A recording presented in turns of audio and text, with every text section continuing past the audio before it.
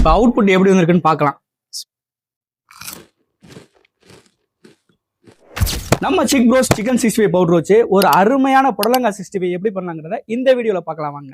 கொஞ்சம் புடலங்காய், நம்ம சிக் ப்ரோஸ் சிக்கன் 65 பவுடர், கொஞ்சம் இஞ்சி பூண்டு பேஸ்ட்டு, கொஞ்சமாக தயிர் போட்டு அப்படியே நல்லா மிக்ஸ் பண்ணிட்டு இதை அப்படியே உள்ளே போட்டுற வேண்டியதான்.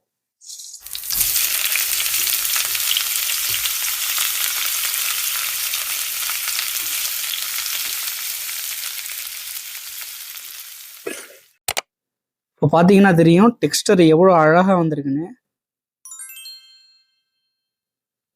இப்போ அவுட்புட் எப்படி வந்திருக்குன்னு பார்க்கலாம்.